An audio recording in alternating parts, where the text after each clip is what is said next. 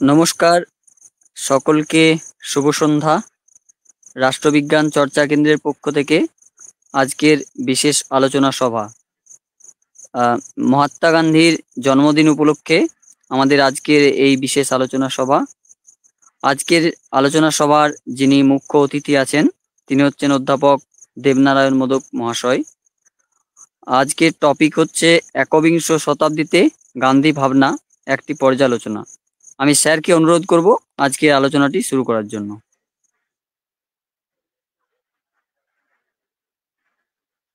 নমস্কার সবাইকে। স্যার শুরু করুন। প্রথমেই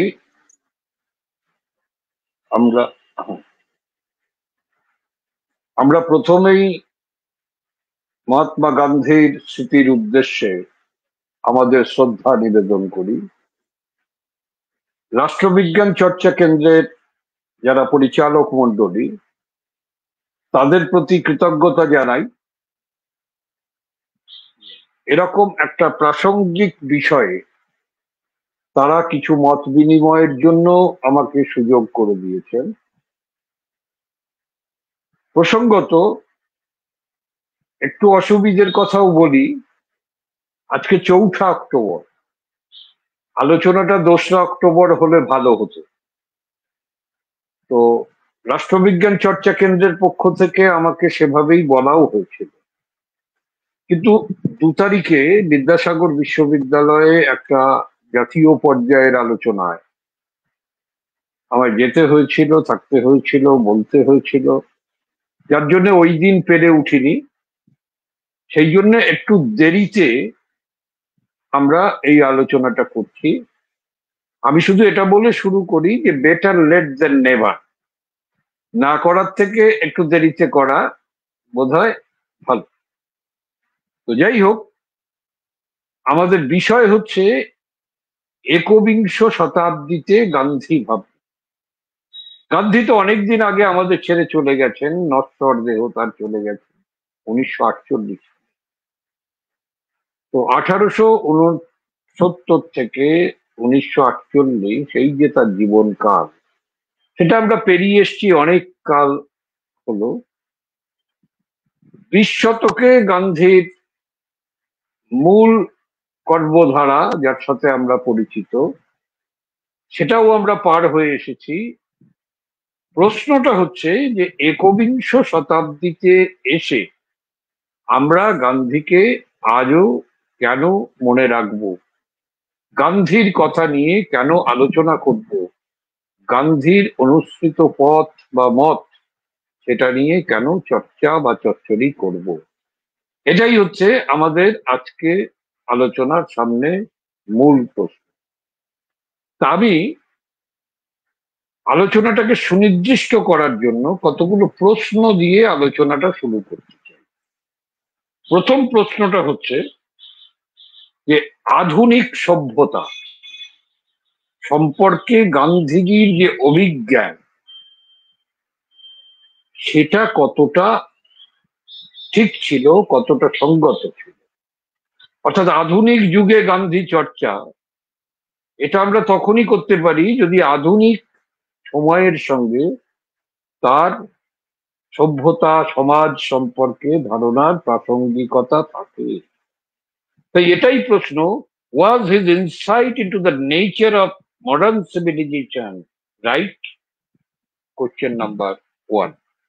Question number 2, does his vision of ideal society stand the test of time? আদর্শ রাষ্ট্র, আদর্শ সমাজ গান্ধী যেমন ভাবে দেখেছিলেন, সময়ের সাথে সাথে আজও কি তা প্রাসঙ্গিক? সময়ের বিচারে তা কি এখনো চলবে না অচল? এটা আমাদের ভাবতে হবে। Are his political and economic perceptions still valid? যে রাজনৈতিক এবং আর্থিক বিষয় সম্পর্কে তিনি কথা বলেছিলেন, সেই কথাগুলো কি আজও সঠিক বলে আমরা মনে করব? 4 নম্বর হচ্ছে, should humanity move along the Gandhian way? মানব জাতি বা মানব সভ্যতা তা কি গান্ধী অনুসৃত পথ বেয়ে এগোতে পারবে? আমরা কি মনে করি? এসব নিয়েই আমাদের আলোচনা। তা আমি বলি, এই সব প্রশ্নগুলো এক একটা আলাদাভাবে আলোচনা হতে পারে। খুব জটিল প্রশ্ন, কঠিন প্রশ্ন, এর কোনো ধরাবাঁধা উত্তর কিন্তু আমাদের কাছে নেই। উত্তরগুলো নানাভাবে আমাদের সামনে আসে বা আমরা চেষ্টা করি নানাভাবে উত্তরগুলো খুঁজে নিতে। সব মানুষের কথা তো আলাদা আলাদা ভাবে বলা যাবে না, তাই সূত্রায়িত করার জন্য আমরা বলি যে বেশ কিছু ইতিবাচক কথা আমাদের চারপাশে শোনা যায়। কি ধরনের ইতিবাচক কথা? গান্ধীকে কেন আমরা আজকে আলোচনা করব?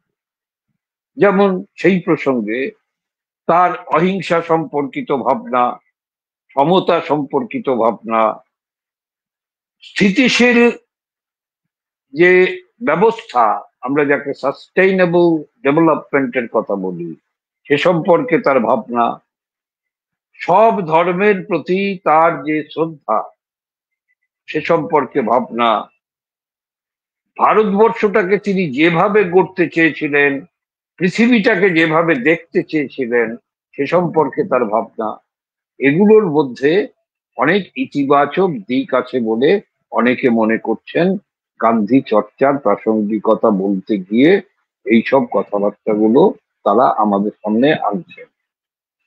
আর যারা নেতিবাচক দিক থেকে আলোচনা করতে চাইছেন তারা একটু অন্য ভাষায় কথা বলছেন। তারা কি বলছেন? তারা বলছেন চলে না, এত রক্ষণশীল সব ভাবনা, এত পিউরিটান, ওসব কথা আজকের দিনে আর চলে না। গান্ধী সম্পর্কে অভিযোগ আরো বেশি। প্রো ক্যাপিটালিস্ট সোশ্যাল ভিশন তার ছিল বলে অনেকে মনে করতেন। তত্ত্বের আলোচনায় না গিয়ে অনেকে বলেন ওই তো বিড়লার বাড়িতে এসে থাকতেন। শ্রেণী সংগ্রামে যারা বিশ্বাস করেন তারা বলছেন চলবে না, কারণ গান্ধী শ্রেণী সমন্বয়ের কথা বলতেন, ক্লাস কনসিলিয়েটরি অ্যাটিটিউডের কথা, সংঘর্ষ নয় শান্তির কথা বলতেন, প্যাসিফিস্ট অ্যাপ্রোচ, তাই এগুলো চলবে না। আর আধুনিক যুগের মাপকাঠিতে এসে যারা সব থেকে টানটান হয়ে চলবে না বলতে পারেন তারা বলেন যে আজকে আমরা একটা টেকনোলজিক্যাল সোসাইটিতে বাস করছি, যখন ইনফরমেশন অ্যান্ড কমিউনিকেশন টেকনোলজির ক্ষেত্রে রিলি একটা রিভলিউশন হয়ে গেছে। সেই জায়গায় দাঁড়িয়ে চরকার কথা বললে কি কেউ নেবে? অতএব গান্ধীর যে রিজেকশন অফ টেকনোলজি সেটার কথাও অনেকে বড় করে দেখছেন। এগুলো সব পক্ষে বিপক্ষের ক্যাচওয়ার্ড, এটা আপনাদের জানিয়ে রাখবেন। এখন আমরা কি বলবো, কি বলে শুরু করব? কারণ আমাদের তো কিছু কথা বলতে হবে, নালে এই আলোচনা কেন করছি? আমরা তো প্রাসঙ্গিকতা ধরে নিয়েই কিন্তু আলোচনাটা করছি। তো আমরা বলি there is no scope for over simplification. Gandhi সম্পর্কে মূল্যায়নে অতি সরলীকরণের কোনো জায়গা নেই, এটা আমাদের মনে হয়। আমাদের প্রত্যেকটা বিষয়গুলো খুঁটিয়ে দেখতে হবে, তার গভীরে যেতে হবে। তার জন্যে আমাদের গান্ধীর ভাবনাগুলোকে একটু ঝালিয়ে নিতে হবে, একটু জেনে নিতে হবে।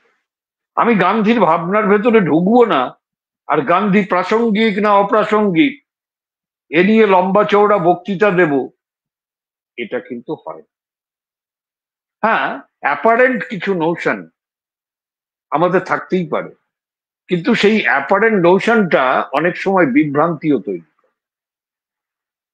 যেমন ধরুন, আমরা অ্যাপারেন্টলি যদি গোল গোল করে কতগুলো কথা বলি। গান্ধীর অহিংসা আমরা কেউ মানি না। গান্ধীর নন পার্টিজান পলিটিক্স হতে পারে বলেই আমরা ভাবি না। গান্ধীজির আশ্রমিক সত্তা, তার প্রার্থনা, তার প্রেয়ার ইত্যাদি ইত্যাদি ব্যাপারটা ওগুলো ব্যাকডেটেড, সেকেলে বলে আমরা পরিত্যাগ করি। গান্ধীজির নৈতিকতা সম্পর্কে ভাবনা, ও তো আমরা কবে বান্ডুল বেঁধে তুলে রেখে দিয়েছি। আমরা এখন ধরেই নিয়েছি রাজনীতিতে নাকি সবকিছু হয়, চুরি ডাকাতি থেকে শুরু করে মিথ্যে কথা বলা। তো নৈতিকতার কোনো জায়গা আমরা রাজনীতিতে আর বজায় রাখতে চাইছি না। এখন যে কোনো ভাবে আখের গোছানো মানে রাজনীতি। অতএব এখানে গান্ধীর জায়গা কোথায়? ধর্ম, ধর্ম মানে তো পরস্পর গালাগালি, গলাগলির জায়গা কোথায়? গান্ধীজি তো গলাগলির কথা বলতেন, গালাগালি বর্জন করতেন। তো অতএব ধর্মভিত্তিক রাজনীতি গান্ধীজি করতেন, কিন্তু সে ধর্ম আলাদা। তাহলে আজকে যারা ধর্মভিত্তিক রাজনীতি করেন তাদের কাছে গান্ধী অস্বস্তির বিষয়। তা এরকম একটা একটা করে যদি আমি দেখি, আচ্ছা সব থেকে বড় কথা, যারা গান্ধীবাদী বলে দাবি করেন তারা কি ব্যক্তিগত জীবনে গান্ধীজিকে মানেন? তো এরকম নেতিবাচক কথার বহর যদি আমি বাড়িয়ে যাই, তাহলে বলতে হয় যে গান্ধী তার সময়ের সব থেকে ব্যর্থ মানুষ হিসেবে চিহ্নিত।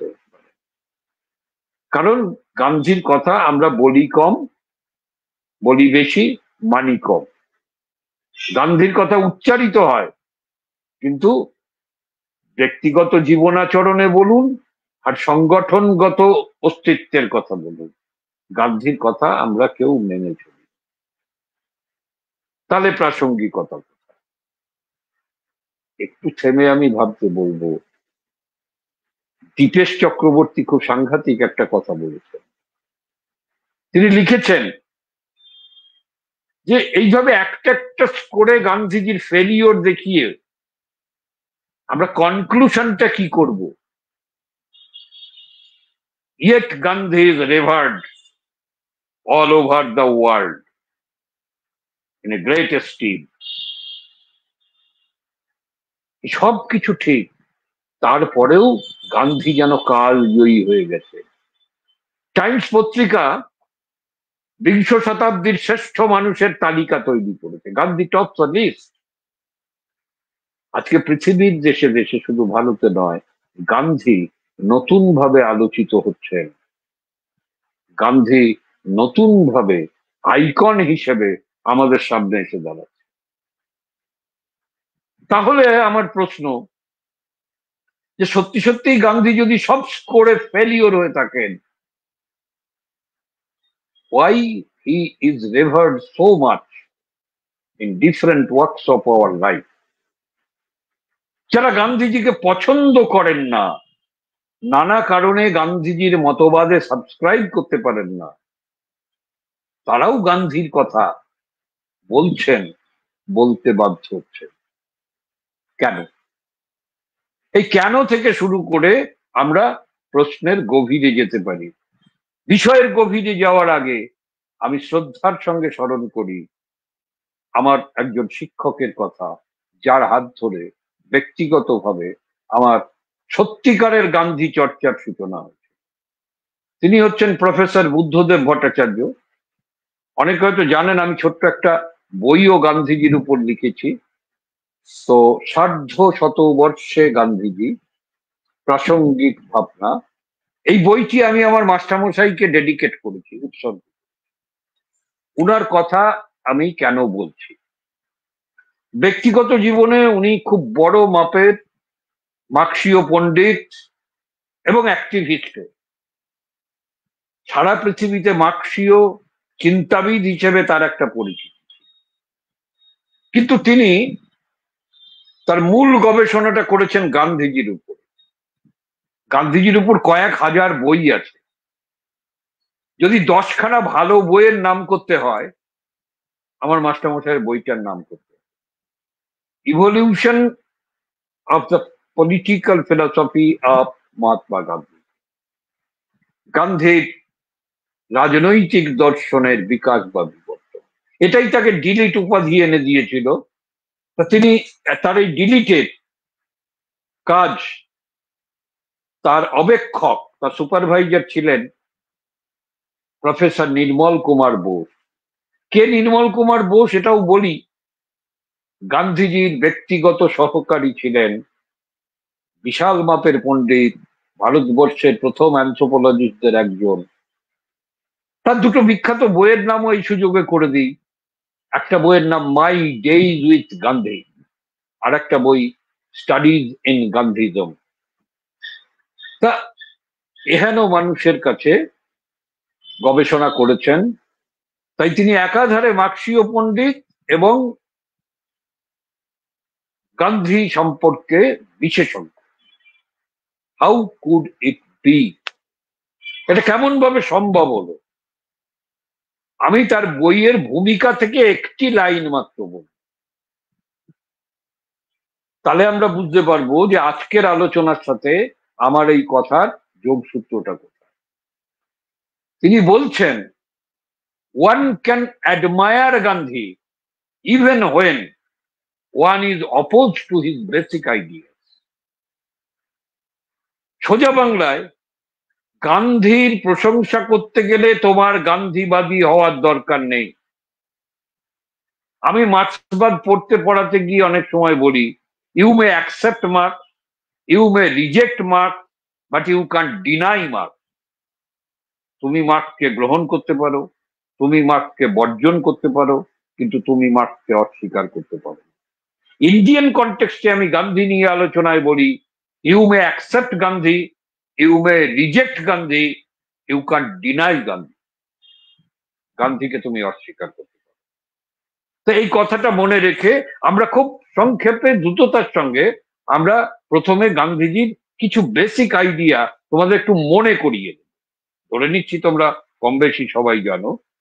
প্রথম কথাটা হচ্ছে, গান্ধীকে নিয়ে আলোচনার সমস্যা আছে। কি সমস্যা? আমাদের প্রত্যেকের এক একটা পরিচিতি আছে, এক একটা নয়, অনেকগুলো করে পরিচিতি আছে। গান্ধীজির পরিচিতি কিন্তু আরো অনেক বেশি, অনেক পরিচয়। কোন পরিচয় তুমি গান্ধীজিকে চিনো? কি কি পরিচয় হতে পারে? গান্ধী সব থেকে বড় পরিচয় কি? আমাদের জাতীয় স্বাধীনতার আন্দোলনে তিনি সব থেকে পরিচিত মুখ, সব থেকে সামনের মুখ, তাই আমরা তাকে জাতির জনকও বলেছি। তাই Gandhi as a national leader was his first identity. কিন্তু গান্ধীর কাজকর্ম দেখে আর পড়তে গেলে গান্ধীজিকে শুধু নেতা বলে মনে হয় না, আরে রাজনৈতিক নেতা বলে মনে হয় না, তার পলিটিশিয়ান সেলফটাকে যেন ছাপিয়ে যায় সোশ্যাল রিফর্মার হিসেবে তার যে চেহারাটা। তখন মনে হয় যে আসলে মানুষটা বোধহয় রাজনীতির নয়, সমাজ সংস্কারক। নানা সামাজিক বিষয় নিয়ে তিনি কথা বলেছেন, জাতপাত নিয়ে বলেছেন, ধর্ম নিয়ে বলেছেন, আমাদের ঘরের কথা নিয়ে বলেছেন, ব্রহ্মচর্য নিয়ে বলেছেন, কি বলেননি। তাই সোশ্যাল রিফর্মার হিসেবে তাকে আমাদের চিনতে হয়। গান্ধীকে আমাদের চিনতে হয় একটা রিলিজিয়াস মাইন্ডেড ম্যান হিসাবে। তিনি তার রাজনীতিটাকেও ধর্ম বলছেন। অতএব গান্ধীকে একজন ধার্মিক মানুষ হিসেবে বলতে হবে। তার প্রেরণা কোথায়? তার চিন্তার প্রেরণা আমাদের প্রাচীন ভারতীয় যে শাস্ত্র, শ্রীমদ্ ভগবদ গীতা, পুরাণ ইত্যাদি ইত্যাদি বিষয়গুলো। অতএব সেদিক থেকেও আমরা বলবো যে গান্ধীজি একজন ধর্মপ্রাণ মানুষ ছিলেন। গান্ধীজিকে একটা রাষ্ট্র দার্শনিক বলার যৌক্তিকতা নিয়েও আমরা তর্ক করতে পারি, যদিও গান্ধীজি নিজেকে যে রাষ্ট্র দার্শনিক হিসেবে মানতে চাননি।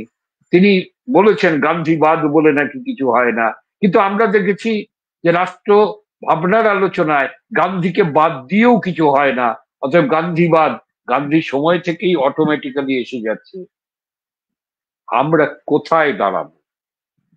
কোন পরিচয়ে গান্ধীজিকে আমরা বড় করে দেব। আমি ব্যাখ্যায় যাচ্ছি না, এটা নিয়ে অনেক ঝগড়া হতে পারে। আমি শুধু একটা কথা বলি, গান্ধীকে আমাদের দেখতে হবে ফ্রম অ্যান ইন্টিগ্রেটেড অ্যাপ্রোচ। সামগ্রিকতার দৃষ্টিতে আমাদের দেখতে হবে, তার বিশ্ব দৃষ্টির নিরিখে দেখতে হবে, তার চিন্তার মূল সূত্রের নিরিখে দেখতে হবে। তাহলে প্রশ্ন, তার চিন্তার মূল সূত্র কোথায় পাবো? চিন্তার মূল সূত্রটা কোথায় পাবো? আচ্ছা, গান্ধীর একটা অটোবায়োগ্রাফি আছে, আমরা সবাই জানি। অটোবায়োগ্রাফিটার নাম কি? The story of my experiments with truth. সত্যের সঙ্গে বোঝাপড়া, সত্যের সঙ্গে পরীক্ষা নিরীক্ষা। তা আমি মজা করে অনেক জায়গায় বলি, আমার বইতেও বলেছি,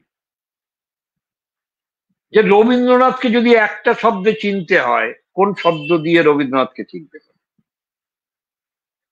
তর্ক হতে পারে, আমি তর্কে যাচ্ছি না, আমি বলি আনন্দ, জয়। জগতের আনন্দ যজ্ঞে আমার নিমন্ত্রণ, আনন্দ ধারা বহিছে ভুবন। অসংখ্য গান, কবিতা এই শব্দটা দিয়ে তিনি রচনা করেছেন। তাহলে মনের আনন্দ, প্রাণের আরাম, এ যদি গান্ধীর আরে রবীন্দ্রনাথের মূল কথা হয়, গান্ধীকে একটা শব্দে কিভাবে দেবে? আমি বলি truth. Truth is the single word that may be analyzed in different forms. সেখানেই আমরা দেখব স্পিরিচুয়ালাইজেশন অফ পলিটিক্স এর কথাও এখান থেকেই আসছে। তার কাছে politics, religion, secularism, social reconstruction, এই সব কিছুর মধ্যে তিনি যেন সত্যের সন্ধানী হিসাবে। আচ্ছা, এত ধার্মিক মানুষটা আমি বললাম, ইন্টারেস্টিং কথা কি জানেন? গান্ধীজি কখনো লেখেননি গড ইজ ট্রুথ। কি লিখেছেন? Truth is god. এর ফেরটা কি হলো ভাবতে অনুরোধ করবো। ট্রুথ ইজ গড, না গড ইজ ট্রুথ বলেননি। বিশাল কথা। তা এইসব কথাবার্তা গুলো জানতে গেলে অসংখ্য লেখাপত্র গান্ধীজির আছে, আমি বেশি পড়তে বলিনি। একটা ছোট্ট বই, যা ফিঙ্গার টিপসে পেয়ে যাব মোবাইলে, সেই বইটার নাম হচ্ছে হিন্দ স্বরাজ। ছোট্ট একটা বই, এক্ষুনি পাওয়া যেতে পারে মোবাইলে, গুগলে হিন্দ স্বরাজ কথাটা লিখলে। তো এই ছোট্ট বইটা 8-9 সালে গান্ধীজি লিখেছিলেন, 1908 সালে। তা মৃত্যুর আগের বছরেও উনি লিখছেন যে সেই সময় আমি যা বলেছিলাম আজও আমি সেই ভাবনাতেই আছি। আর বিশিষ্ট সমাজবিজ্ঞানী পার্থ চ্যাটার্জি এই সেদিন লিখেছেন, গান্ধী ভাবনার মূল সূত্রগুলো এখনো আমরা হিন্দ স্বরাজের মধ্যেই খুঁজে পাই। এটাই হচ্ছে the first systematic exposition of Gandhian thought, Partha Chatterjee লিখেছেন। তাহলে এইভাবে আমরা অন্তত মোটা দাগের কথাগুলো আমরা গান্ধীজির কাছে পেয়ে যেতে পারবো। এগুলো, এই বইটা না পড়ে কেউ যদি কারোর সাথে তর্ক করতে যান, অপরাধ হবে। রাষ্ট্রবিজ্ঞানের ছাত্রছাত্রী বলুন, তাকে আমরা মানবই না। কিন্তু এই হিন্দ স্বরাজটুকু না পড়ে কেউ যদি এ বিষয়ে কথা বলতে চান, আমি বলবো তিনি অধিকারী নন। গান্ধী প্রাসঙ্গিক না অপ্রাসঙ্গিক, গান্ধী পড়ে তো বলতে হবে। জ্ঞানের তো সীমানায়, বেশি জেনে কাজ নেই, অত পড়ার দরকার নেই। কিন্তু এই 40 পাতার এই বইটা, এইটা কিন্তু একটু পড়ে দিতে হবে আমাদের। গান্ধীর ভাবনাগুলো, গান্ধীর ভাবনাগুলোর মধ্যে স্বরাজ ভাবনাটা সব থেকে, তা আমার বলতে ভয় লাগছে, তবুও আমি বলি। আমার এই 44 বছরের শিক্ষকতা জীবনে আমার ধারণা হয়েছে, ভুল হলে আজও আনন্দ পাবো, সেটা হচ্ছে স্বরাজ বিষয়ে প্রশ্নের উত্তর লিখে যারা ভালো ভালো নম্বর পাও, তাদের অনেকেই গান্ধীজির স্বরাজটা উপলব্ধি করতে পারো না। স্বরাজ মানে অনেকেই মনে করে স্বরাজ মানে স্বাধীনতা। স্বাধীনতা মানে গান্ধীর সময়ে ব্রিটিশের হাত থেকে মুক্তি। না, ওটা হচ্ছে সত্যের একটা ক্ষুদ্র অংশ। ব্রিটিশের হাত থেকে জাতীয় স্বাধীনতা অর্জনের নাম স্বরাজ নয়। স্বরাজ, সেলফ রুল কথাটা অনেক বড়। ব্রিটিশ পরে আসবে, আমরা নিজেরা নিজেদের থেকে মুক্ত তো। কাম, ক্রোধ, লোভ, মোহ, মাৎসর্য আমাদেরকে বিপদগামী করে না তো। আমার মনের মধ্যে সু আর কু লড়াই করে না তো। আমার কুপ্রবৃত্তিগুলোকে আমি সবসময় জয় করতে পারি তো। তাহলে নিজের কাছ থেকেও নিজের স্বাধীনতা পাওয়ার আছে। মানুষের সব থেকে বড় লড়াই কি? না, তোমার সাথে আমার লড়াই নয়, আমার নিজের সঙ্গে আমার লড়াই। গান্ধীজি সে কথাটাই তার স্বরাজে বলতে চেয়েছেন। সেটাই হচ্ছে ইন্ডিভিজুয়াল সেলফ রুল। এর পরে আসে কালেকটিভ সেলফ। আর কালেকটিভ সেলফ রুলের প্রশ্ন এসে গান্ধীজি আমাদের বলতে চান, ব্রিটিশকে তাড়ানোটা প্রথম শর্ত ঠিক আছে, কিন্তু ব্রিটিশ চলে গেলেই আমরা স্বাধীন হব তো? এই তো এতগুলো বছর তো কেটে গেছে, ৭৭ বছর বোধহয় হয়ে গেল। আমরা স্বাধীন হয়েছি তো? অনাহার থেকে, দারিদ্র থেকে, বেকারত্ব থেকে, জীবন যন্ত্রণা থেকে। স্বাধীনতা অনেক বড় কনসেপ্ট। তাই কালেকটিভ সেলফ রুলের প্রশ্নটাও কম বড় নয়। গান্ধীজির স্বরাজকে এইভাবে লার্জার পার্সপেক্টিভে আমাদের বুঝতে হয়। এটা বুঝতে গেলে তখনই আমরা বুঝতে পারবো গান্ধীজির যে তিনটে মূল কথা, এই তিনটে মূল কথার আন্তঃসম্পর্কটা কোথায়। হিংসা দিয়ে তুমি আমাকে দাবিয়ে রাখতে পারো তাৎক্ষণিকভাবে, আমাকে কি জয় করতে পারো? গান্ধীজি অহিংসার মন্ত্র দিয়ে বলতেন, non violence is a Creed to me and I can't give up it even at the cost of India's independence. আমি ভারতের স্বাধীনতার মূল্যেও অহিংসাকে ছাড়তে পারবো না। এই অহিংসা যে একটা স্ট্র্যাটেজি হতে পারে, অহিংসা যে একটা ওয়েপন হতে পারে, আজকে রবি ঠাকুরের কাছে ধার করে বলি, আজ যখন আমরা দেখছি হিংসায় উন্মত্ত পৃথ্বী, তখন গান্ধী আমাদের কাছে সোলের অহিংসার মন্ত্রী। তা ঠিক তেমনি, বেশি বলবো না, আমরা যদি বলি তার সত্যাগ্রহের কথা, অনেকে পৃষ্ঠার পর পৃষ্ঠা লিখে যায়, পড়ে আমরা ভালো বুঝতে পারি এর বোঝার করে কিছু নেই, কিছু বোঝেনি, কিছু কথা মুখস্থ করেছে, খাতায় বমি করেছে। মূল কথাটা কি, যেটা না বুঝলে কিছুই বোঝা হয় না? সত্য যোগ আগ্রহ, সত্যের প্রতি আগ্রহ, ডিভোশন টু ট্রুথ। আমি দিনরাত অসৎ কাজ করব আর সত্যাগ্রহের বক্তৃতা করব, আমি গান্ধীবাদী? আবার সেই ঘুরে গান্ধীজির সত্যের কথা আছে। সর্বোদয়টা কি? সর্বযোগ উদয়, rise of all, upliftment of all. রইল যারা পিছন টানে, তারা তো পিছনে টানবে। তাহলে প্রান্তিক মানুষের উত্থান যদি না হয়, কিসের স্বরাজ?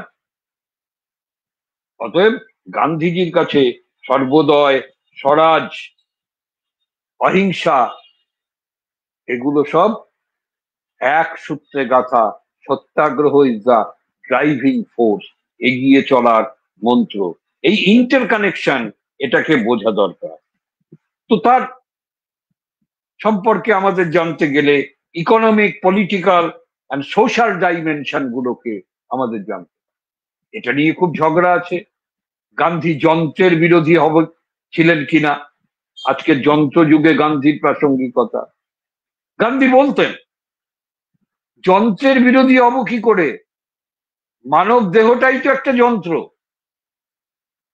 আসলে তিনি যান্ত্রিকতার বিরোধী ছিলেন। যন্ত্র যুগ আমাদের সামনে যে যান্ত্রিকতাকে নিয়ে এসছে, যা মানবিকতার অ্যান্টিথেসিস হয়ে দাঁড়িয়েছে, গান্ধীজি তার বিরুদ্ধে মুখটা খুলতে চেয়েছে। তাই তার চিন্তার মধ্যে ব্যাকওয়ার্ডনেস ছিল কি ছিল না এটা নিয়ে তর্কের অনেক অবকাশ আছে, আমি ঢুকবোই না এই তর্কে। কিন্তু এই কথাটাও মনে রাখতে হবে যে গান্ধী এক মানবিক সমাজের কথা আমাদের কাছে বলার চেষ্টা করেছে। তো গান্ধীজির ভারত ভাবনাটা কেমন ছিল? আমরা তো অনেক কথা বলি, ভারতীয় জাতীয়তাবাদ তার কাছে কেমন? সাম সর্ট অফ কম্পোজিট ন্যাশনালিজমের কথা তিনি বলেছেন। হ্যাঁ, রবীন্দ্রনাথের সাথে মিল আছে তো। নানা ভাষা, নানা মত, নানা পরিধান, বিবিধের মাঝে দেখো মিলন মহান। এই যে বিবিধের মাঝে মিলনের সন্ধান, এখানে গান্ধীজির সাথে রবীন্দ্রনাথের মিল আছে। পথ, পদ্ধতি, প্রকরণ, এমনকি জাতীয়তাবাদ ভাবনাতেও দে আর পোলস অ্যাপার্ট। কোথায় রবীন্দ্রনাথ, কোথায় গান্ধী, কোথায় তাদের পার্থক্য? নিড ফর ফার্দার স্টাডি, আলাদা করে আলোচনা করতে অনেক ফারাক। কিন্তু এই কথায় তো ফারাক নেই যে একটা বহুত্ববাদী সমাজ, সেই সমাজটা হচ্ছে ভারতবর্ষ। এখানে Gandhi identified the major access of contradiction. বিবাদের মূল সূত্রগুলোকে তিনি চিহ্নিত করেছেন, তার মতো করে তিনি মেটাতে চেয়েছেন। কি বিবাদের মূল অক্ষগুলো কি? অ্যাক্সেস অফ কন্ট্রাডিকশন, ধর্ম, ভাষা, জাতপাত, আর এই উপজাতি ইত্যাদি ইত্যাদি ব্যাপার, ট্রাইবাল। তাহলে religion, caste, language and tribes, এগুলো নিয়ে নানা ধরনের দ্বন্দ্ব আছে।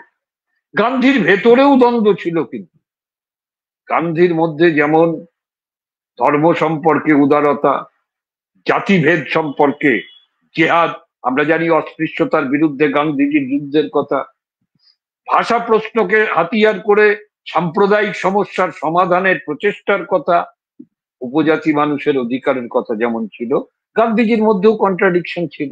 যেমন গান্ধীজি জাতপাতের বিরোধী ছিলেন, কিন্তু বর্ণাশ্রমের সমর্থক ছিলেন।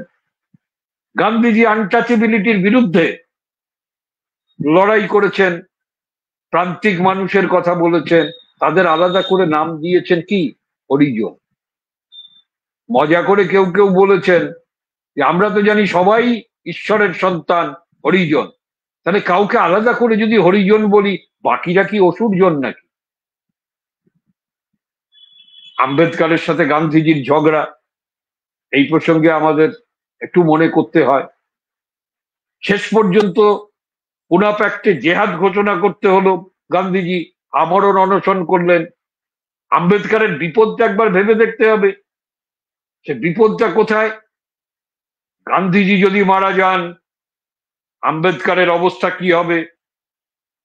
তিনি ছুটে গেলেন জারবেদা জেলে, গান্ধীর সঙ্গে আপোষ করলেন। কিন্তু সমস্যা কি মিটেছে? আজও আমাদের রাজনীতিতে সেই সংরক্ষণ, জাতপাত বিষয় হয়ে আছে। আমরা গান্ধীকে অপ্রাসঙ্গিক বলবো, না আম্বেদকরকে অপ্রাসঙ্গিক বলবো, না তাদের তর্ক বিতর্কের মধ্যে যে বিষয়গুলো রেলেভেন্ট ছিল তাকে নতুন করে, নতুন চিন্তার আলোকে তাকে আমরা ভেবে দেখব? তাহলে এগুলো বাদ দিয়ে গান্ধীর প্রাসঙ্গিকতা আলোচনা করা যাবে না। ধর্ম এবং ধর্মীয় মৌলবাদ, হ্যাঁ, এখানে আমি বলবো গান্ধীজির সঙ্গে রামকৃষ্ণের অনেক মিল ছিল। রামকৃষ্ণ বলতেন একটা নদী প্রবাহিত হয়েছে, অনেক ঘাট আছে, যে যে ঘাটে স্নান করে। আর গান্ধীজি কি বলছেন? একটা গাছ আছে, তার নাম ধর্ম, তার অনেক শাখা প্রশাখা আছে, বিভিন্ন শাখা প্রশাখা গুলোকে আমরা বিভিন্ন নামে চিহ্নিত করি। তাহলে এই জায়গাটা দাঁড়িয়ে গান্ধীর কথা ভাবতে হয়। গান্ধী সাম্প্রদায়িক সমস্যা মেটানোর জন্য সারা জীবন লড়াই করেছেন, তাই নয়, তিনি একটা সময়ে বলেছেন যে আমার রক্তের উপর দিয়ে, আমার মৃতদেহের উপর দিয়ে যদি এই সমস্যার সমাধান হয়, তাতেও আমি খুশি। আমাদের দুর্ভাগ্য যে গান্ধীজিকে সাম্প্রদায়িকতার শহীদ হতে হয়েছিল। আর আজকে নতুন করে আমাদের দুর্ভাগ্য যে একই সঙ্গে, একই নিঃশ্বাসে গান্ধী এবং গডসের জয়ধ্বনি দেওয়া হচ্ছে। দুটোকে একসঙ্গে দেওয়া যায়? তাহলে হয় বলুন গডসে ওয়াজ কারেক্ট, অথবা বলুন গান্ধী ওয়াজ কারেক্ট। আজকে নতুন সময় এসেছে, আমাদের ঠিক করতে হবে। দেশভাগের কথাও তো এই প্রসঙ্গে এসে যায়। যে সময় দাঁড়িয়ে গান্ধীজি বরাবর দেশভাগের বিরুদ্ধে থেকেও একটা সময় এসে বলে ফেললেন partition is the only solution. কেন? নতুন করে ভাবতে হবে। আমি শুধু প্রশ্ন রেখে যাই, আচ্ছা 14ই আগস্ট 47, সেই মধ্যরাতে গান্ধীজি কোথায় ছিলেন? দিল্লির লালকেল্লায় বর্ণময় অনুষ্ঠানে কি গান্ধীজি ছিলেন? না তো। কোথায় ছিলেন? বেলেঘাটার মুসলিম মহল্লায় অনশনে তিনি দিন যাপন করছিলেন। সাংবাদিকরা সেখানে হানা দিয়েছেন, আপনি গেলেন না কেন? ওখানে আমার কিছু করার নেই তাই যাইনি। আপনি কিছু বাণী দেন, লিখে নিন আমার কোনো বাণী নেই। আপনি বাণী না দিলে কি ভালো লাগবে আজকের দিনে? সেটা কি যা হচ্ছে তার থেকেও খারাপ হবে? সেদিন গান্ধীকে কোনো মানুষ বলে মনে হয়নি। সেদিন গান্ধীজিকে দেখে মনে হয়েছিল মানবতার এক উজ্জ্বল প্রতিমূর্তি। তাহলে সেই গান্ধী, তিনি ধর্ম বিষয়ে কি বলেছেন? এমনকি তিনি যখন বলেছেন আমি সনাতনী হিন্দু, আজকের হিন্দুত্বের সঙ্গে গান্ধীজির যে হিন্দুত্ব, তার পার্থক্য কোথায়? হ্যাঁ, গান্ধীর রামরাজ্যের কথাও আমাদের নতুন করে আলোচনায় আসতে হবে না। তিনি রামরাজ্য আর খুদাই রাজ এর মধ্যে পার্থক্য করেননি। Ram was the symbol for good governance. সেটাও গান্ধীজি ঠিক করেছেন কিনা আমি জানি না, আমি মনে করি যে এটাও আলোচনায় আসা উচিত। কিন্তু আজকে পলিটিক্যাল সায়েন্সে, পাবলিক অ্যাডমিনিস্ট্রেশনে আমরা যে গুড গভর্নেন্সের কথা বলি, গান্ধীজি সেই অর্থে রামরাজ্যের কথা বলেছেন না। মহাকাব্যের রামকে তিনি ফিরিয়ে আনার কথা কোথাও বলেননি। যাই হোক, এই বিষয়গুলো গান্ধীর প্রাসঙ্গিকতা নির্ণয়ে আমাদের হিসেবের মধ্যে রাখতে হবে। আমাদের হিসেবের মধ্যে রাখতে হবে সেকুলারিজম। আমরা এখন টাটা বাই বাই বলছি সেকুলারিজমকে, বা নতুন করে ভাবছি সেকুলারিজম নিয়ে। মনে রাখতে হবে আমাদের রাষ্ট্রবিজ্ঞানের পাঠে পশ্চিমের আলোচনা তো আমাদের প্রায় ঢেকে দিয়েছে, কিন্তু ভারতীয় যে সেকুলারিজম, আমি ধর্মনিরপেক্ষ কথাটা কম বলি, সেকুলারবাদ বলি। তা এই যে সেকুলারিজম আর পশ্চিমের যে সেকুলারিজম, মিল আছে নাকি? দুটোকে এক জিনিস নাকি? পশ্চিমের সেকুলারিজমের মূল মানেটা কি? ধর্মীয় বিষয়টা রাজনীতি থেকে বাদ। আর এখানে সে কথাটা কি? ইকুইডিস্টেন্স ফ্রম রিলিজিয়ন, অর্থাৎ বিভিন্ন ধর্মের প্রতি সমদৃষ্টিভঙ্গি, সর্বধর্ম সমভাব। তাহলে পশ্চিমে যা কিছু ধর্মীয়তা সেকুলার নয়। আমাদের দেশে ধর্মীয় বিষয় থাকতে পারে, কিন্তু ধর্ম বিশেষের প্রতি পক্ষপাতিত্ব থাকবে না। তাহলে this was the Gandhi's original contribution to the idea of secularism. এটাও এখন চ্যালেঞ্জ হচ্ছে। তাহলে এক্ষেত্রেও আমাদের গান্ধীর যে প্রাসঙ্গিকতা, এই প্রাসঙ্গিকতা নিয়ে নতুন করে আলাপ আলোচনা ইত্যাদি আমাদের দরকার। তো যাই হোক, আমি খুব সংক্ষেপে গান্ধীজির যে বক্তব্যটা তুলে ধরলাম, এই আলোচনার প্রেক্ষিতে আমাদের হিসেব করতে হোয়াই গান্ধী। গান্ধী এইসব কথাগুলো সবিস্তারে আমাদের সামনে হাজির করেছিলেন, তার জীবন দিয়ে, তার কর্ম দিয়ে আমাদের বোঝানোর চেষ্টা করেছেন। আজকের দিনে দাঁড়িয়ে আমরা তাই যখন হোয়াই গান্ধী নিয়ে আলোচনা করছি, একবিংশ শতাব্দীতে কেন আমরা গান্ধী পড়ব, কেন আমরা গান্ধী আলোচনা করব, কেন আমরা গান্ধীকে অনুসরণ করব, তখন এই প্রশ্নটা আসছে। হ্যাঁ, ঠিকই, শুরুতে যে চারটে বিষয় আমি দেখিয়েছিলাম, সেই চারটি বিষয়কে আমাদের মাথায় রাখতে হবে। কিন্তু সেটা মাথায় রেখেও আমরা বলবো ট্রুথ অ্যান্ড নন ভায়োলেন্স, যেটা গান্ধীজির ভোকেশনের মূল, সেই জায়গাটার কিন্তু একটা ইউনিভার্সাল অ্যাপিল রয়েছে। আমরা যখন ব্যক্তি জীবনে মানতে পারি না, তখনও তার সারবত্তাকে আমরা অস্বীকারও করতে পারি না।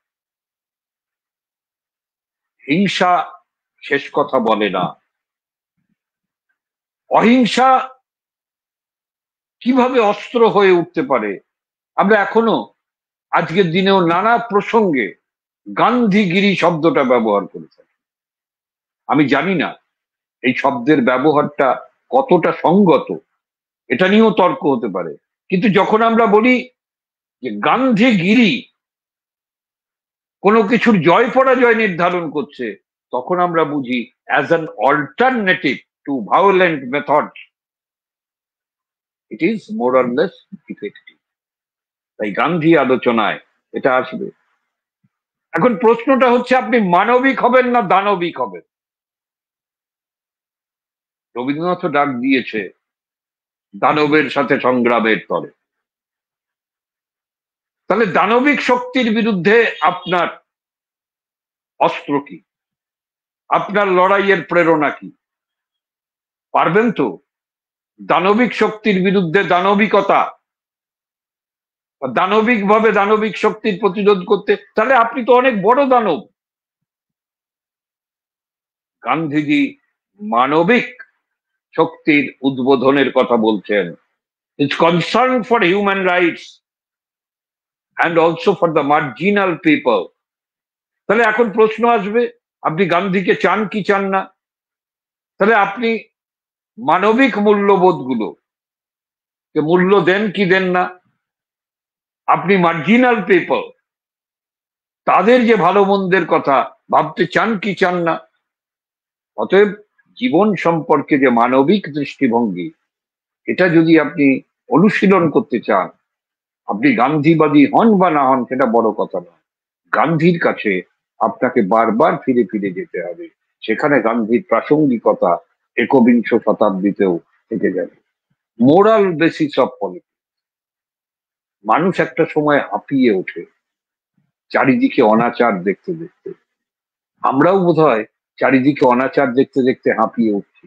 রাজনীতি যে নৈতিকতার জায়গা, এটাই ভুলতে বসেছি। বরং এক ধরনের বটিকা আমাদের খাইয়ে দেওয়া হচ্ছে, এবং আমরা খেয়ে বেশ হজমও করে ফেলছি। কি বটিকা? রাজনীতিতে সবকিছু হয়। কেন? রাজনীতিটা কি চোরগুন্ডা বদমাইশের জায়গা থাকবে? চোরগুন্ডা বদমাইশের শাসনই কি আমাদের ভবিতব্য? What about democracy? ভালো মানুষরা কোথায় যাবেন? সৎ মানুষরা কোথায় যাবেন? শ্রমশক্তিকে যারা দিয়ে জীবিকা উপার্জন করেন তারা কোথায় যাবেন? তাই রাজনীতিকে যদি সঠিক পথে নিয়ে আসতে হয়, তাহলে আমাদের নতুন ভাবে চর্চা করতে হবে aspect of morality in politics, value question in politics, ethical issues in politics. আর এইসব চর্চা করতে গেলে গান্ধী যেন নিজে নিজেই আমাদের সামনে উপস্থিত হয়ে যাবে। নট দ্যাট যে গান্ধীর কোথাও ডিভিয়েশন ছিল না, আমি সে কথা বলছি না, কিন্তু আমি বলছি যে এটা একটা মোরাল এক্সারসাইজ, একটা value based politics, what ever may be your value, কিন্তু ভ্যালু বেসড পলিটিক্স এর কথা, এথিক্যাল ইস্যুজ ইন পলিটিক্স, এটা নিয়ে সিরিয়াস চর্চার কথা যখন আসবে, তখন কিন্তু বিদ্যমান রাজনীতির যে অনাচার, তার থেকে নিজেদেরকে মুক্ত করতে এটা বোধহয় দরকার হবে। গান্ধীজ ভিউজ অন কমিউনালিজম, আমরা অবাক হয়ে যাই, স্বাধীনতার পরে যখন দেশভাগের ঘা দগদগে ছিল, তখন আমাদের মধ্যে এত বিদ্বেষ ছিল না। স্বাধীনতার পরের 4 দশক আমরা পরে দিলাম, ধর্মভিত্তিক রাজনীতিকে আমরা উৎসাহিত করলাম না। আমাদের বাবা ঠাকুর দাদারা যারা পার্টিশনের ডিরেক্ট ভিকটিম, তারা সম্প্রীতির কথা ভাবলেন, আর আমাদের যাদের সরাসরি গায়ে আঁচ লাগেনি পার্টিশনে, তারা স্বাধীনতার 5 দশক পরে থেকে আমরা আস্তে আস্তে ধর্মভিত্তিক ভাবনায় আমরা এত বেশি অবগাহন করে ফেলছি, যেখানে দাঁড়িয়ে আমরা আমাদের স্বাভাবিক মানবিক মূল্যবোধগুলো হারিয়ে ফেলছি। এই জায়গা থেকে গান্ধীর যে জায়গাটা, সেটা আমাদের নতুন করে ভাবতে হয়। গান্ধীজি সম্প্রীতির শহীদ হিসেবে যে ভূমিকা পালন করেছেন, তিনি লিখেছেন যে হিন্দু মুসলিমের ঐক্যের জন্য আমার রক্ত সিমেন্টের কাজ করে জমাট বাঁধিয়ে দিই। আর তার জন্যই তাকে বলি হতে হয়েছিল সাম্প্রদায়িকতা। সেসব নিয়ে নতুন করে আলোচনা, নতুন করে গবেষণা শুরু হয়েছে, সেটা আমাদের একটু অনুশীলন করা যায়। জাতপাতের প্রশ্ন, তার সঙ্গে হাত ধরাধরি করে সংরক্ষণের প্রশ্ন, আমি গান্ধী আম্বেদকরের সম্পর্কের কথা বলেছি, সেগুলো নিয়ে নতুন আলোচনার দরকার আছে। Discourses of decentralisation, participation and empowerment. সারা পৃথিবী শিখেছে ভারতবর্ষের কাছে, আর ভারতবর্ষ অনেকটা শিখেছে গান্ধীজির কাছে। গণতন্ত্র মানে কি? 5 বছরে আপনি একবার ভোট দেবেন, দিতে পারলেন কি না পারলেন, আর আপনার প্রভু থাকার হলো না, সবাই রাজা, আমাদেরই রাজার রাজত্বে গান গেয়ে কাটিয়ে দিলেন। 365 গুণ 5 -1, আপনি নোবডি হয়ে গেলেন। এর নাম গণতন্ত্র? গান্ধীজি কি বলতেন? 20 জন মানুষ মাথার উপর বসে সিদ্ধান্ত নেবে, আর বাদবাকি ভারতবাসী তা মেনে নেবে, তার নাম গণতন্ত্র হতে পারে না। তাই তিনি ভিলেজ রিপাবলিকের কথা বলেছেন, ডিসেন্ট্রালাইজেশনের কথা বলেছেন। আমরা একটু আশায় বুক বেঁধেছিলাম 70-এর দশক থেকে। কেন না, আমরা নতুন করে গান্ধীকে অবজ্ঞা করার প্রায়শ্চিত্ত করতে শুরু করেছিলাম, ডেমোক্রেটিক ডিসেন্ট্রালাইজেশনকে রিনিউ করার চেষ্টা করেছিলাম। 73 এবং 74তম সংশোধনী এনে আমরা পঞ্চায়েত মিউনিসিপ্যালিটিকে বাধ্যতামূলক করি। কিন্তু পরবর্তী সময়ে আমাদের অভিজ্ঞতাটা কি? আস্তে আস্তে আবার আমরা একটা ডিক্লাইনিং ট্রেন্ড লক্ষ্য করছি। হ্যাঁ, আছে আছে, পঞ্চায়েত আছে, মিউনিসিপ্যালিটি আছে, কিন্তু তা মুষ্টিমেয় রাজনৈতিক ব্যক্তিত্বের অবাধ বিচরণ ক্ষেত্র, যেখানে খালি মুনাফার সন্ধান লক্ষ্য করা যায়। গান্ধীর স্বপ্নের ডিসেন্ট্রালাইজেশন কোথায়? পার্টিসিপেশন মানে ভোট দেওয়া নয়, পার্টিসিপেশন মানে এম্পাওয়ারমেন্ট।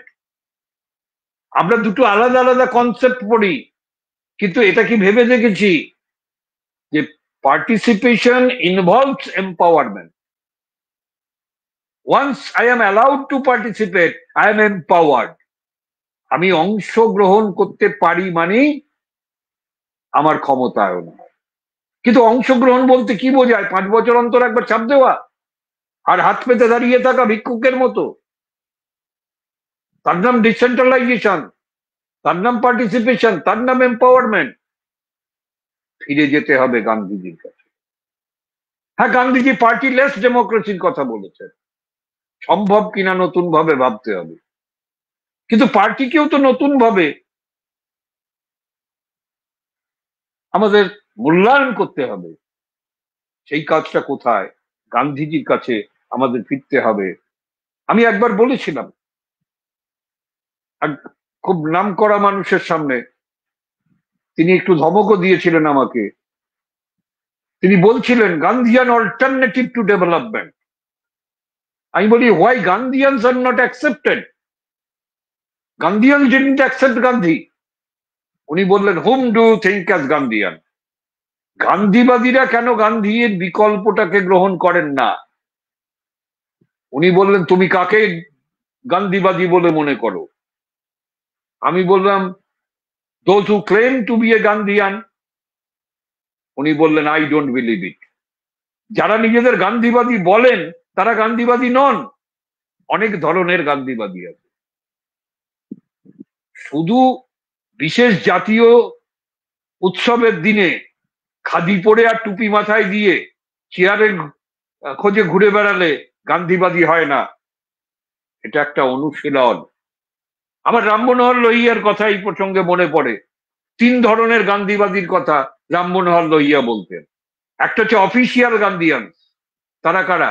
ওই যাদের কথা বললাম, যারা ওই খাদি পরে চেয়ারের আশেপাশে ঘুরে বেড়ায়, সরকারি গান্ধীবাদী। আর দ্বিতীয় হচ্ছে মোনাস্টিক গান্ধীয়ান, যারা আশ্রমিক গান্ধীবাদী, গান্ধীর নির্দেশিত জীবনাচরণকে যারা অনুসরণ করে। আর তৃতীয় হচ্ছে হেরেটিক গান্ধীয়ান, তারা গান্ধীকে সময় উপযোগী করে নিজেদের মতো গান্ধীর মূল সূত্রকে কাজে লাগানোর চেষ্টা করে। রামমোহন লোহিয়া তৃতীয় ক্যাটেগরির গান্ধীবাদী বলে নিজেকে দাবি করতেন।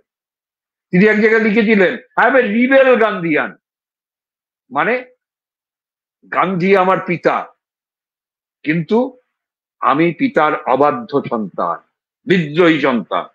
কেন? গান্ধীর কথা আমি ভার্বেটিম মানি না, সেই জন্য অবাধ্য, কিন্তু গান্ধীর মূল জীবনাদর্শকে আমি মেনে চলার চেষ্টা করি। জয়প্রকাশ নারায়ণকে এরকম একজন রিবেল গান্ধীয়ান বলা যায়, যিনিও গান্ধীর কথা পুরো মানতেন না, কিন্তু গান্ধীর কথা ভাবতেন। তাহলে এভাবে আমাদের পঞ্চায়েত, আমাদের মিউনিসিপ্যালিটি, আমাদের ডিসেন্ট্রালাইজেশন, আমাদের পার্টিসিপেশন, আমাদের এম্পাওয়ারমেন্ট, এগুলো নিয়ে যদি কথা ব্যাকডেটেড না হয়ে থাকে, গান্ধীও ব্যাকডেটেড হন। গান্ধীকে নিয়ে নতুন আলোচনার দরকার। আজকের দিনে চারিদিকে পরিবেশ নিয়ে নানা কথা, সাস্টেইনেবল ডেভেলপমেন্ট গোলস এর কথা আমরা বলেছি। তোমরা অনেকেই জানো 1960 সালে রাচেল কার্সনের সাইলেন্ট স্প্রিং এই গ্রন্থ প্রকাশের পর থেকে আধুনিক পরিবেশ চেতনা সূচনা। আমার মতো অকবি মানুষ একটা কবিতা লিখে ফেলে দিয়েছে, বসন্ত যদি নীরব হয়ে যায়, পাখির কুজন যদি আর না শোনা যায়, আমরা কোথায় যাব? সেসব কথা থাক, কিন্তু আমাদের ভারতবর্ষে 2জন মানুষ আগাম সতর্ক করেছিলেন, রবীন্দ্রনাথ ঠাকুর এবং মোহনদাস করমচাঁদ গান্ধী। আমি লিখেছি আলাদা করে নিবন্ধ, গান্ধী ভাবনা, গান্ধীজির পরিবেশ ভাবনার দিক বিদিক। তাহলে কি করে ডেভেলপমেন্ট সাস্টেইনেবল হতে পারে, এ নিয়ে গান্ধীয়ান অল্টারনেটিভ, এটা নিয়ে আমাদের যে ভাবনা চিন্তা, এই ভাবনা চিন্তার যে জায়গা আছে। গান্ধীজি বোধহয় প্রথম মানুষ যিনি এই কথাটা খুব স্পষ্ট করে বলেছিলেন, this earth has given us enough to meet our needs, but it is too little to meet our greed. অর্থাৎ আমাদের প্রয়োজন মেটানোর জন্য এই বিশ্ব প্রকৃতি আমাদের অনেক কিছু দিয়েছে, কিন্তু আমাদের লোভের কাছে তা অতি সামান্য। সেই লোভে জর্জরিত হয়ে আজকে সভ্যতাকে আমরা ধ্বংসের কিনারায় এনে দাঁড় করিয়েছি। পরিবেশবিদরা আজকের দিনে আমাদের তাই সে ব্যাপারে সচেতন করতে চাইছেন। লোভের মাথায় পদাঘাত এনে আমাদেরকে অনেক দিন আগে গান্ধীজি এ ব্যাপারে সতর্ক হতে বলেছিলেন। তাই সেদিক থেকেও গান্ধীজির একবিংশ শতাব্দীতে প্রাসঙ্গিকতা বড় কম নয়। যাই হোক, আমরা আলোচনা দীর্ঘ করছি না, আমি শুধু কনক্লুডিং অবজারভেশন হিসেবে কয়েকটি পর্যবেক্ষণ রেখে শেষ করব 2-3 মিনিটের মধ্যে। প্রথম কথা হচ্ছে, একবিংশ শতাব্দীতে আমাদের গান্ধীর প্রাসঙ্গিকতা নির্ণয় করতে গেলে গান্ধীর পুনর্জন্ম আমাদের চিহ্নিত করতে হবে।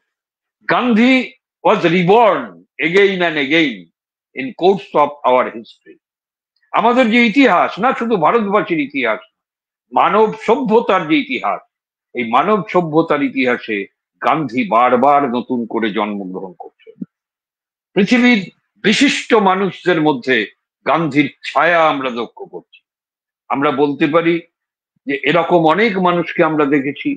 দলাই লামার মুখ থেকে আমরা গান্ধীজির কথা যখন শুনছি, ডেসমন্ড টুটুর মুখ থেকে যখন শুনছি, মার্টিন লুথার কিং জুনিয়রের মুখ থেকে যখন শুনছি, তখন আমরা গান্ধীর এক একটি প্রতিমূর্তি যেন আবার মূর্ত হয়ে দেখছি। আর নেলসন ম্যান্ডেলা, তিনি তো তকমা পেয়ে গেছেন গান্ধী অফ সাউথ আফ্রিকা। আমি লিখেছি আমার বইতে, গান্ধী অফ সাউথ আফ্রিকা, দক্ষিণ আফ্রিকার গান্ধী। বাই দি ওয়ে, আমাদের কি মনে পড়ে যাবে না যে গান্ধী গান্ধী হয়েছিলেন, পরবর্তী সময়ে মহাত্মা হয়েছিলেন দক্ষিণ আফ্রিকা থেকেই এই প্রক্রিয়াটা সূচিত হয়েছিল। তাহলে গান্ধী শুধু ভারতবর্ষের মধ্যে আটকে নেই, সারা পৃথিবীতে বিভিন্ন ব্যক্তিত্বের মধ্যে দিয়ে গান্ধীজি বিকশিত হয়েছে। আমাদের ভারতবর্ষে নানাভাবে গান্ধীর রিবার্থ হয়েছে। আমি লোহিয়ার কথা বললাম, আমি জয়প্রকাশের কথা বললাম। শুধু এরা নয়, নাম না জানা অসংখ্য মানুষ, তারা গান্ধীর অনুসৃত পথে নিজেদের তৈরি করতে চেয়েছেন। সবাই যে পেরেছেন তা নন, অনেকে ক্যারিকেচারও তৈরি করেছেন, বদনামও তৈরি করেছেন। ভেরি রিসেন্টলি আন্না হাজারের কথাও আমরা বলতে পারি। এগুলোর কোনোটা টেকেন ফর গ্রান্টেড বলে নেওয়ার নেই, কিন্তু এগুলো আমাদের চর্চার মধ্যে আসার দরকার। তো এভাবে গান্ধী যেন যুগে যুগে নিজেকে আমাদের কাছে নতুন রূপে হাজির করছেন। আমরা একবিংশ শতাব্দীতে এসে অনেক নতুন নতুন রাজনৈতিক তত্ত্বের সঙ্গে পরিচিত হচ্ছি। যেন এখন পোস্ট লাগিয়ে বিভিন্ন তত্ত্বের, পোস্ট প্রেফিক্স করে বিভিন্ন তত্ত্বের বহর আমাদের সামনে এসেছে। Post modernism, post colonialism, post truth, এরকম নানা ধরনের শব্দ। আমি এর একটাতেও ঢুকছি না, কিন্তু আমি এই বার্তাটা তোমাদের কাছে দিতে চাইছি যে একবিংশ শতাব্দীতে গান্ধী চর্চায় এই পোস্ট প্রেফিক্সের যে তথ্যগুলো, তা আমাদের নতুন গবেষণার দিশা দেখাচ্ছে। তো ভিকু পারেকের একটা বই অনেকেই পরিচিত, post modern Gandhi, how Gandhi may be analysed as a post modern thinker. তেমনি পোস্ট কলোনিয়াল থিঙ্কারদের লেখার মধ্যে গান্ধীজির রেফারেন্স, গান্ধীকে একজন পোস্ট কলোনিয়াল থিঙ্কার হিসেবে প্রজেক্ট করার যে বিষয়, সেগুলো নিয়েও আমাদের যে আলোচনা। আর গান্ধী যেহেতু ট্রুথ সম্পর্কে সব থেকে বেশি কনসার্ন ছিলেন, আমি বলেছি, তাই পোস্ট ট্রুথের আলোচনায় গান্ধীর কথা অনিবার্যভাবে এসে পড়ছে। তাই একবিংশ শতাব্দীতেও নানা দিক থেকে, সে মোরালিটির প্রশ্নে হোক, এথিক্সের প্রশ্নে হোক, রিলিজিয়নের প্রশ্নে হোক, জাতপাতের প্রশ্নে হোক, এনভায়রনমেন্টের প্রশ্নে হোক, থিওরিটিক্যাল ডেভেলপমেন্টের প্রশ্নে হোক, মার্জিনাল পিপুলের প্রশ্নে হোক, গান্ধীকে আমরা অস্বীকার করতে পারবো না। তাই গান্ধীর আলোচনা আমাদের বোধহয় আরো বেশি দরকার। এমনকি সব রকমের স্ববিরোধিতা নিয়েও গান্ধী এক বিশিষ্টতা আমাদের সামনে হাজির করেছেন। তাই শেষ পর্যন্ত বলি যে in a world increasingly enamored with technology and good living on the one hand and giving into violence to the other, perhaps it is time to rediscover Mahatma. সময় এসেছে গান্ধীজিকে আবিষ্কার করা। কারণ আমরা একটা বড় কন্ট্রাডিকশনের মধ্যে যাচ্ছি। একদিকে টেকনোলজিক্যাল ডেভেলপমেন্ট, আরো বেশি ভালো থাকার একটা প্রবণতা, অন্যদিকে আবার হিংসা, দেশ, নানা ধরনের। এই অবস্থায় দাঁড়িয়ে আমার শেষ বাক্য, Gandhiji is not the past, is the future.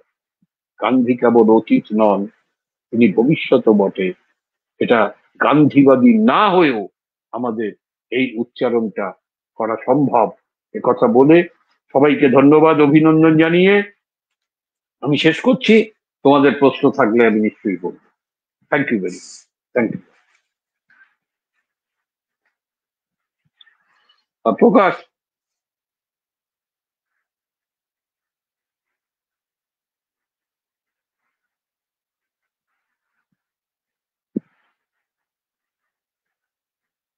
আছো কি তোমরা কেউ?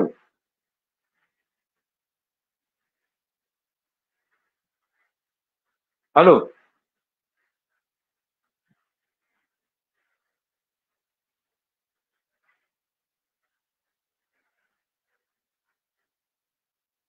প্রকাশ, সমীরণ, কেউ আছো?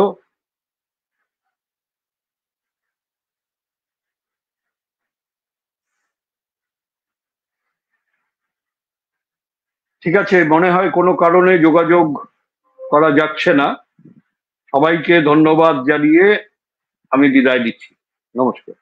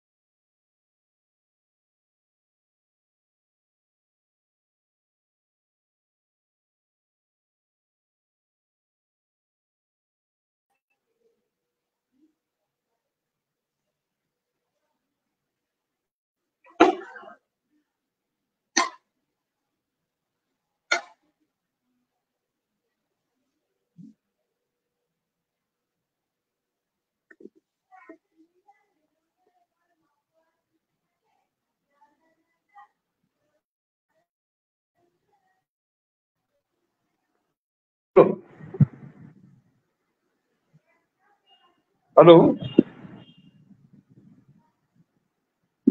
হ্যালো,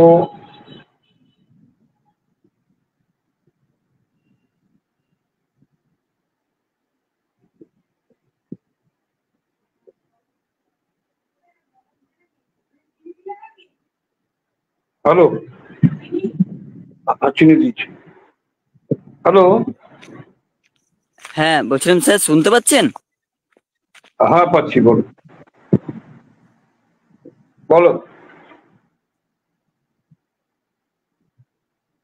চম্পারণ সত্যাগ্রহ ও আহমেদাবাদের শ্রমিক ধর্মঘট পরিচালনার মধ্য দিয়ে গান্ধীজি কৃষক ও শ্রমিক শ্রেণী সম্বন্ধে কোন সিদ্ধান্তে উপনীত হন?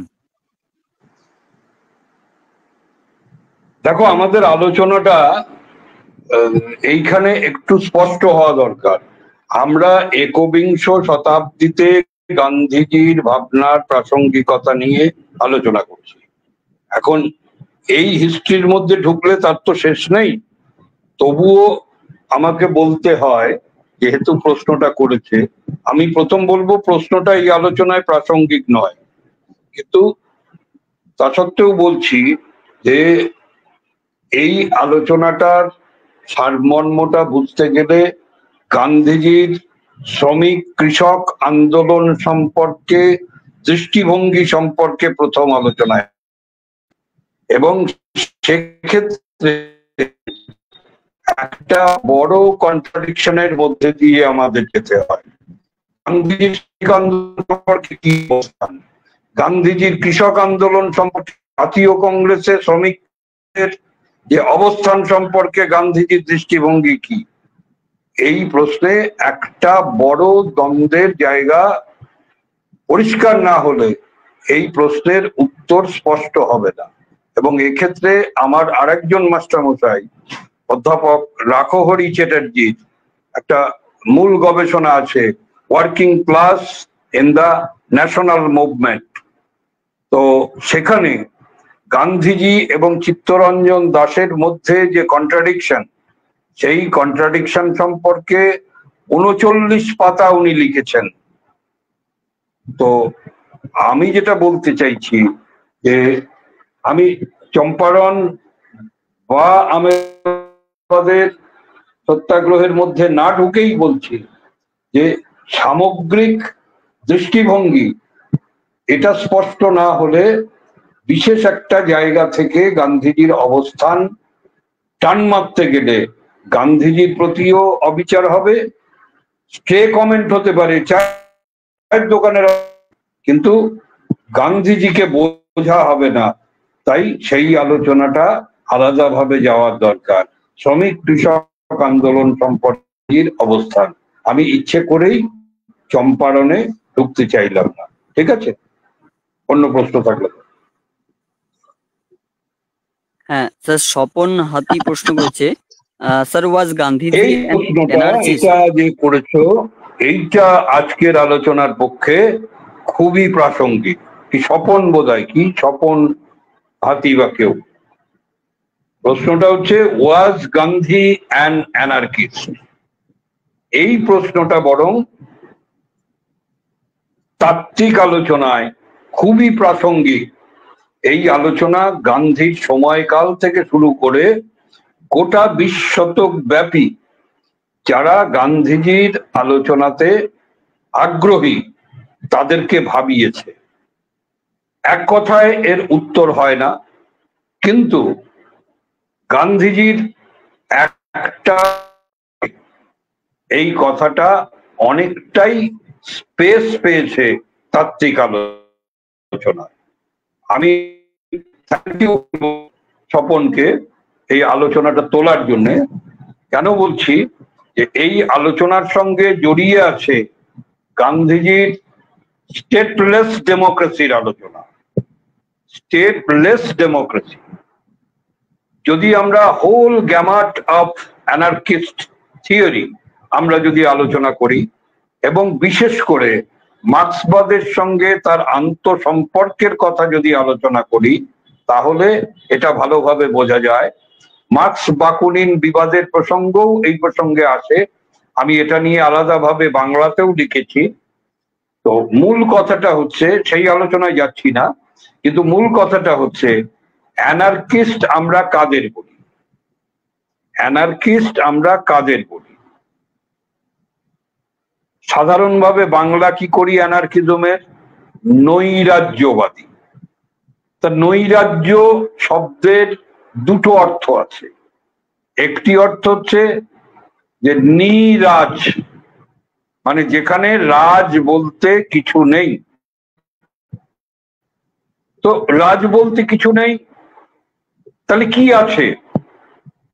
আছে বিশৃঙ্খলা। রাজ মানে যদি শৃঙ্খলা হয়, তাহলে যেখানে রাজ নেই সেটা হচ্ছে বিশৃঙ্খলা। অন্য ভাষাটা ব্যবহার করলে এর নেতিবাচক অর্থটা স্পষ্ট হয়। এই অন্য ভাষাটা কি? অরাজক। অরাজক, তাহলে রাজ নেই, নিরাজ, অরাজক, তার থেকে নৈরাজ্যবাদ। কিন্তু নৈরাজ্যবাদী দর্শন সে কথা বলে না।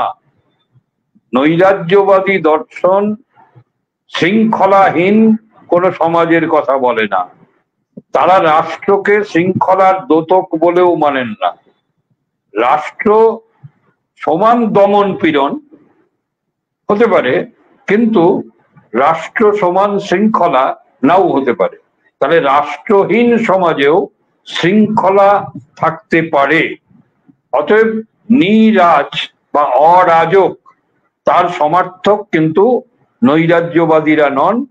নৈরাজ্য বলতে এখানে বোঝাতে চাওয়া হচ্ছে যেখানে রাষ্ট্রহীন সমাজ গঠিত হবে। সমাজে কি কোনো শৃঙ্খলা থাকে না? সমাজ মানেই তো এক ধরনের শৃঙ্খলা। তাহলে রাষ্ট্রহীন সমাজের যে ধারণা, সেই ধারণাই হচ্ছে নৈরাজ্যবাদী ধারণার মূল কথা। গান্ধীজি তিনি রাষ্ট্রহীন গণতন্ত্রের কথা বলছেন। এখানে একটা মজার কথা, কেন বলছি এটা খুব প্রাসঙ্গিক, যে রাষ্ট্র কি, এটাই তো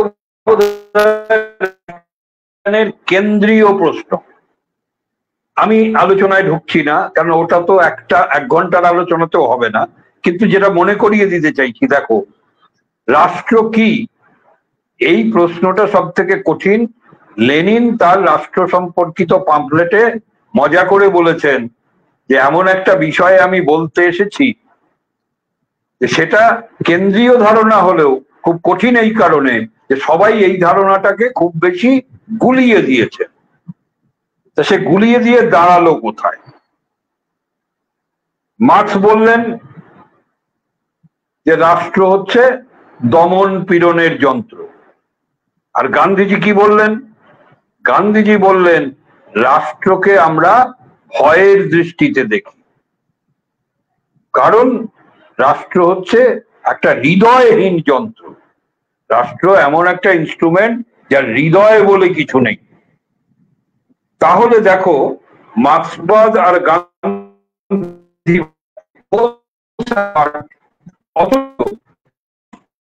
একটা নেতিবাচক কথা সামনে এসে যাচ্ছে।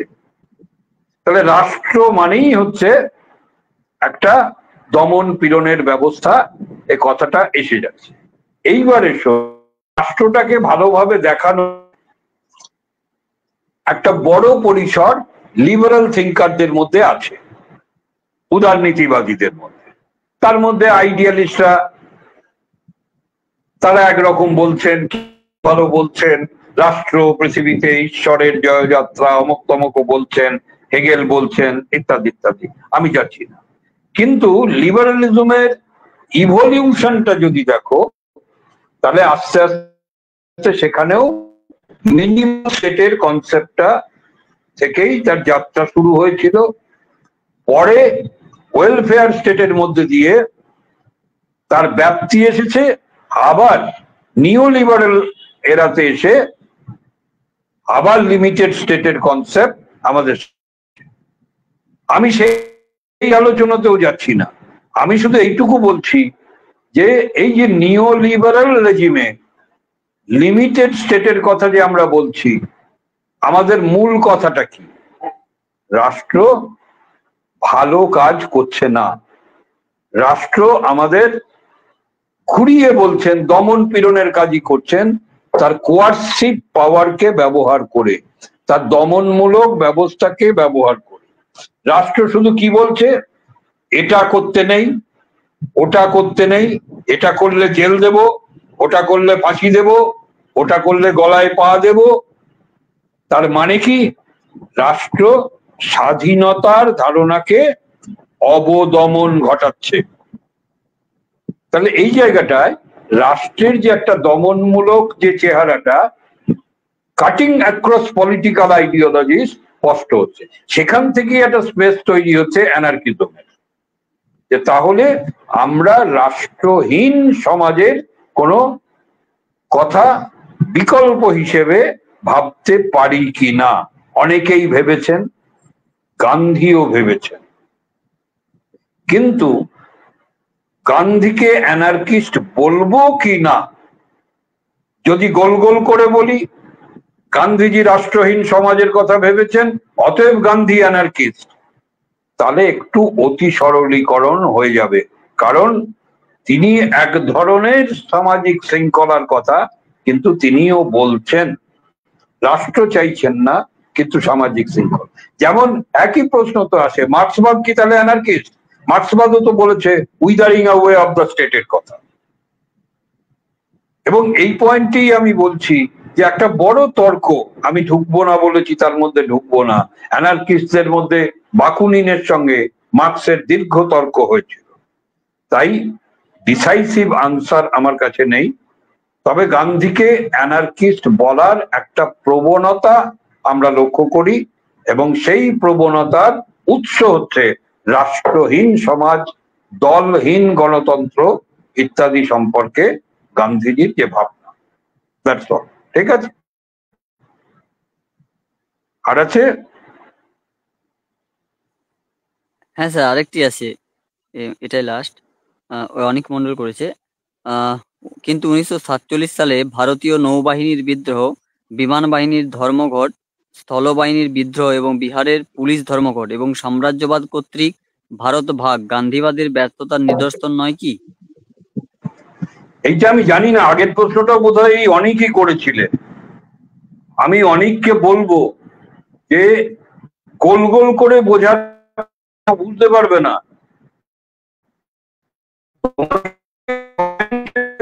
তুমি করছো, আমি কি এই 1 ঘন্টা 1.5 ঘন্টার বক্তৃতায় একবারও বলেছি যে গান্ধীজির জীবনে ব্যর্থতা নেই?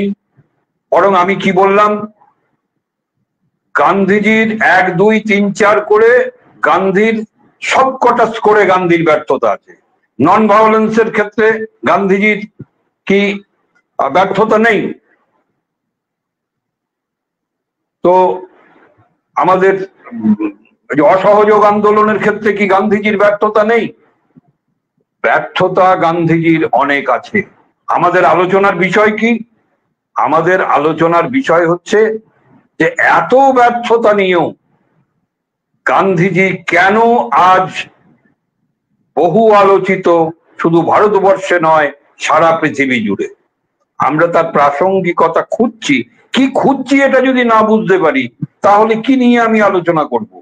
আমাকে তো আলোচনায় যাওয়ার আগে বুঝতে হয় আমি যখন খুঁজতে যাচ্ছি কিছু, কি এটা তো স্পষ্ট হতে হয়।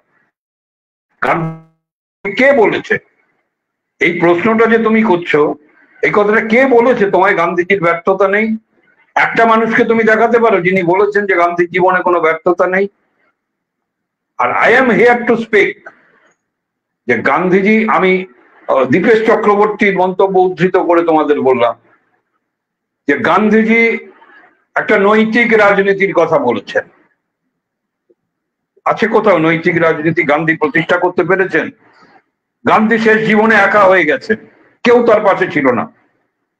তো গান্ধী পেরেছেন একটা নৈতিক রাজনীতি তিনি প্রতিষ্ঠা করতে? তার চারপাশে যারা ছিলেন তাদেরকে হয়তো খদ্দর পড়াতে পেরেছেন, কিন্তু তাদের নৈতিক পেরেছেন? গান্ধী ধর্মীয় সহিষ্ণুতার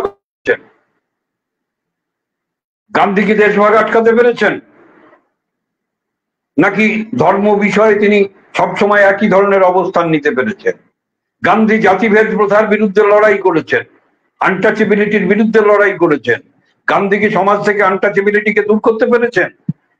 একটা একটা করে প্রশ্ন করলে দেখবে যে গান্ধীজির ব্যর্থতা বোঝাটা কোনো অংশে কম ছিল না। কেউ তোমাকে এটা বোঝাতে আসেনি, কোনো তত্ত্বকারের কথা বলতে পারবে না যে গান্ধী সব ক্ষেত্রে সফল হয়েছেন। তোমাকে যেটা বোঝানোর জন্য আমরা এসেছি এটা হচ্ছে, in spite of so many failures, why Gandhi is remembered till date? তুমি একটা মানুষের নাম করতে পারো ভারতীয় রাজনীতিতে একেবারে আবহমান কালের ইতিহাসে আমি গান্ধীবাদী নই এটা বলে তোমাকে গান্ধীর থেকে বেশি করে যে মানুষটাকে সবাই মনে রেখেছে কে আছে এমন মানুষ আমাকে বলতে পারো?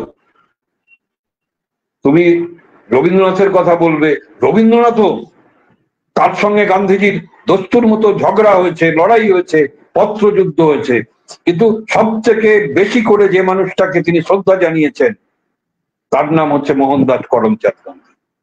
তাহলে আমাদের প্রশ্ন হচ্ছে, in spite of so many failures, why Gandhi is revered so much throughout the world? সেই জায়গাটাকে আইডেন্টিফাই করো। গান্ধীজি ব্যর্থ হননি কোথাও, একথা আমরা কখনো বলিনি। ঠিক আছে, থ্যাংক ইউ।